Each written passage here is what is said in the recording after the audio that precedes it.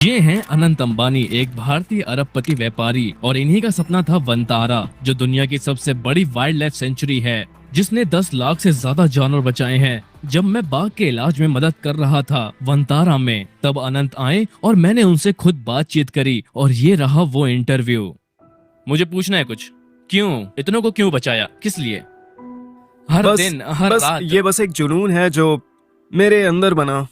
बचपन से ही मुझे लगा कि मुझे कुछ करना चाहिए उन जानवरों के लिए जिनका कोई अपना नहीं है, जो जो खुद के लिए बोल नहीं सकते, और ये विलुप्त होने वाले जानवर हैं। मुझे नहीं पता कि मेरा परपोता कभी इन्हें जंगल में कभी देख पाएगा, तो इसीलिए मैंने कुछ किया।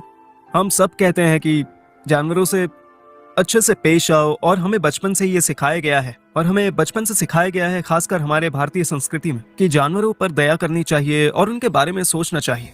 लेकिन कोई ये नहीं सोचता कि उनका कैसे ख्याल रखा जाए, और कैसे ये ख्याल उस तरीके से रखा जाए कि वो खुश रहें, और ऐसे कि हम उन्हें भी बचा सकें। तो मेरा मेन एम यही था बचपन से। मैंने हमेशा से जानवर बचाए हैं। मैंने पहली बार एक जानवर को बचाया था कसाई खाने से मुंबई में। मेरे दादाजी ले गए थे और वो मुर्गा था। मुर्गा? तो वो मेरा पहला जानवर था। 2 साल की उम्र में मैंने एक मुर्गा बचाया था। फिर मेरे पास 500 मुर्गे थे, क्योंकि जब भी मैं कुछ अच्छा करता था मेरे दादाजी कहते थे कि जाओ एक मुर्गा ले आओ, जाओ एक मुर्गा ले आओ। वो खाने वाला मुर्गा जो आम मुर्गा सफेद होता सा, है, जिन्हें भारत में बॉयलर चिकन कहते हैं। फिर दूसरी बार मैंने जो बचाए थे वो थे बकरे। अच्छा। तो मैंने ऐसे ही शुरू किया था। अच्छा, तो आप छोटे से बड़े में जाते गए। फिर मछलियाँ थी मेरे घर पे, हम्म। मौलीज और गपीस। उस समय सरकार जो थी वो गपीस को छोड़ रही थी नालियों में, जिससे कि वो मच्छरों की जो आबादी है वो कम हो सके। बढ़िया। तो मैं जाता था जाल लेकर, जहां भी ढेर बनता मैं निकाल लेता गपीस को बाहर बहुत बरसात के बढ़िया। वक्त। तो ऐसे ही ये सब शुरू हुआ, और फिर मैंने सोचा कि लोग काफी कुछ करते हैं पालतू जानवरों के लिए, पर जंगली जानवरों के लिए बहुत ही कम लोग हैं जो कि उन्हें बचाते हैं, रखते हैं एंड कंजर्वेशन ब्रीडिंग करते हैं। तो मुझे लगा कि ये बढ़ना चाहिए, और मैंने ये शुरू किया। जब मेरा पहला हाथी जो मैंने बचाया था वो 2007 में था। वाह, ये तो बहुत पहले किया था। मैं बच्चा था तब मैंने तब तो बचाया। काफी छोटे थे। मैं तभी शायद 12 या 13 साल का था जब ओके। मैंने बचाया था अपने पहले बेबी एलिफेंट को। वो बेबी नहीं थी, मैं बुलाता हूँ बेबी क्योंकि वो मेरे लिए बच्ची ही आपके है। लिए। वो 30 साल की थी। पता नहीं अगर आपने उसकी वीडियो बनाई है, पर उसका नाम गौरी है। ओ, वीडियो है गौरी की? हाँ। वो बड़ी है पर छोटी है, हाइट छोटी हाँ, है। वो- हमने हाँ, वीडियो हाँ, बनाई हाँ। है, बहुत सुंदर है वो। तो ये पहला हाथी था। मैं जा रहा था रणथंभौर टाइगर रिजर्व। अच्छा। तो मैं गाड़ी में था और मैंने उसे चलते देखा, एक आदमी के साथ जो भीख मांग रहा था हाँ। उसके और अपने गुजारे के लिए। तो तभी हम उसे यहाँ पर लेकर आए। महावत यही है, आप उनसे भी मिलना। उनका नाम तो कैलाश। आपने पहले रेस्क्यू में ही बचाया उसे और महावत को यस भी, यस यस। और आप दोनों को ले हाँ, आए। कैलाश अभी यहाँ है। वो क्या असली मालिक है उस हाथी का। क्या वही नींव है वनतारा की, वो पहली हथनी? हाँ। उसने शुरू किया जंगली ये? जानवरों में पहला हाथी था, और मैंने बचाए थे लगभग 9 मकाओस ग्रेट मुंबई सर्कस से। क्या आता आपके मन में जब आप सड़क पे गाड़ी में हो और सोचो कि मुझे उसे बचाना है, वो हाथी, और उसे साथ लेके जाना है? कैसे? ये बस तो तब हो था भी गया नहीं वो। वैसे। मैंने बात करी महावत से। एक्चुअली कैलाश काफी अच्छे दोस्त बंदे। तो तो बहुत मैंने प्यारा। बात करी और बोला बस कि मैं, मतलब कि मैंने सीधे नहीं कहा कि मुझे आपका हाथी खरीदना है, चलो घर। हाँ, ऐसा नहीं था।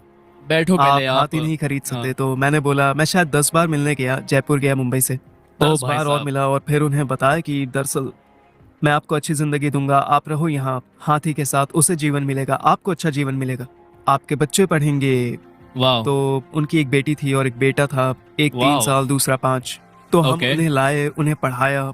आप पूरा परिवार लाए? हाँ, हम उन्हें लेकर आए। तो बचाव करते वक्त हमें कई बार ही, खासकर भारत के हाथियों के लिए, हमें काफ़ी मनाना पड़ता है, काफ़ी ज़्यादा मेहनत लगती है हमारी खुद की ही मालिक को बताने के लिए कि यही सही है। हम उन्हें ये नहीं कहते कि वो गलत कर रहे हैं, क्योंकि उन्हें मालूम नहीं है कि वो क्या कर रहे हैं। सो उन्हें उनके पिताजी ने सिखाया है हाथी को कैसे नियंत्रित करना है। कुछ लोग पॉजिटिव रीइंफोर्समेंट करते हैं, कुछ लोग नेगेटिव रीइंफोर्समेंट करते हैं। तो ये बैलेंस है हाँ, ना? ये बैलेंस है, पर कभी कभी पता नहीं होने की वजह से नेगेटिव रेनफोर्समेंट हो जाता है। वो उनका तरीका है, पर मेरे हिसाब से मैं नहीं कहता कि वो गलत है, बल्कि मैं उन्हें नई जगह देता हूँ उस जानवर का ध्यान रखने के लिए, हाँ, सही तरीके से, ना कि उन्हें गलत कह के उन्हें उस चीज से हटाता हूँ। क्योंकि बिल्कुल फिर वो कैसे अपना पेट भरेंगे। सही कहा। और उन्हें तोड़ना है पीढ़ीगत चक्र, बिल्कुल। जिससे जिससे उसके बच्चे अगर वो बने महावत तो वो नेगेटिव पोषण ना करें, हाँ वो बिल्कुल, पॉजिटिव हो। 100%। तो बस आखिरी चीज आगे बढ़ना है, पर एक चीज मैं बेताब हूं जानने के लिए। तो आपने एक हाथी से शुरू किया और फिर बनाया सबसे तो बड़ा मैं वाइल्ड लाइफ सेंटर या पूरी दुनिया का। ये समर्पित संरक्षण है, ये कोई किताबी चीज नहीं है। ऐसा नहीं कि स्कूल तो जाकर मतलब जीव विज्ञानी असल में बने। मैंने किया है political science and business management. अच्छा, तो मैंने ये पढ़ाई करी है इन टॉपिक्स पर ब्राउन यूनिवर्सिटी से। राइट। ये सब प्रैक्टिकल नॉलेज है और मैंने सीखा है वेट से। मैंने इंटरेक्ट किया है कीपर्स के साथ, मैंने इंटरेक्ट किया है बायोलॉजिस्ट जो मेरी मैनेजमेंट टीम से है। तो मैंने बस करते हुए ये सीखा है। मैंने काफ़ी ट्रैवल किया है ये देखने के लिए कि कैसे एनिमल केयर सेंटर्स काम करते हैं। और मैं ज़रूर कहूँगा कि मुझे काफ़ी गर्व है उन छोटे रेस्क्यू सेंटर्स पर जो इंडिया में ऑपरेट कर रहे हैं और जो बिना संसाधनों के भी इतना कुछ कर रहे हैं वाइल्ड लाइफ के लिए, जैसे wild life SOS and rescue Pune में एंड पुणे स्नेक पार्क। इन्हीं जैसे कुछ मुझे प्रेरणा मिली है ऐसे लोगों से पूरे भारत के। जैसे एक काफी मशहूर इंसान है भारत के, डॉक्टर प्रकाश आमटे। उन्होंने अपना जीवन लगा दिया वन्य जीवन के बचाव और पुनर्वास देने के लिए, और साथ ही वो एक डॉक्टर भी हैं प्रोफेशनली, और वो मुफ्त में इलाज करते हैं वहाँ के लोगों का जहाँ वो रहते हैं, जो बिल्कुल जंगल के एकदम बीचों बीच है और काफी कम संसाधनों में। तो भारत में आपको काफी प्रेरणा मिल सकती है। तो जब भी मैं ट्रैवल करता हूँ मैं ज़रूर जाता हूँ लोकल रेस्क्यू सेंटर और पुनर्वास केंद्र में भी, और मैं जूस भी विजिट करता हूँ क्योंकि वो भी बहुत कुछ करते हैं पुनर्वास में। लोग उन्हें बहुत ही गलत समझते हैं। हाँ, 20 साल पहले जू कैसे थे पता नहीं, पर आज के 80% जूस जो हैं काम कर रहे हैं एनिमल कंजर्वेशन, ब्रीडिंग, रिजर्वेशन में और उन्हें वापस जंगल में लाने में। तो मुझे नहीं पता कि आपने न्यूज़ पढ़ी है या नहीं।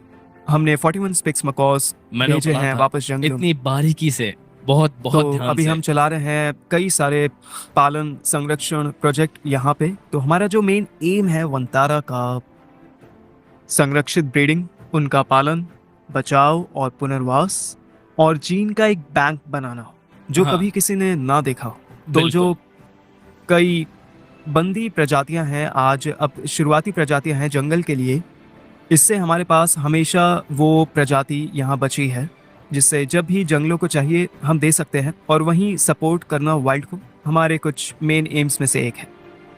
तो आपका जुनून कहाँ है? वो आपका व्यापार और जो भी आपने हासिल किया, या वन जीवन, कहाँ रखोगे आप उसे? मुझे लगता है सभी को कोई चीज़ खींचती है, हाँ, तो मेरे लिए वो चीज़ वाइल्ड लाइफ है। और मेरा सपना और लक्ष्य है भारतीय लोगों के लिए अच्छा करना बिजनेस से। और तो आपने दोनों संभालने सीखे। शायद से एक भी दिन नहीं था मेरे जीवन का, कम से कम पिछले 15 साल से, जब मैंने 2 घंटे ना दिए हो वनतारा को। तो मेरा उद्देश्य 2 घंटे से ज्यादा नहीं है, क्योंकि और वीकेंड्स पर मैं यहीं पर होता हूँ, जामनगर घर है मेरा, तो यहीं से काम करता हूँ। हाँ, तो हाँ, यही है। बहुत जुनून भरा है ये, और मैं जानता हूँ, आप मानो या नहीं, हमने 2 से ज्यादा घंटे जंगल की बात करी है एक दिन में। तो बिल्कुल। शुक्रिया मेरे दोस्त। Thank you. शुक्रिया।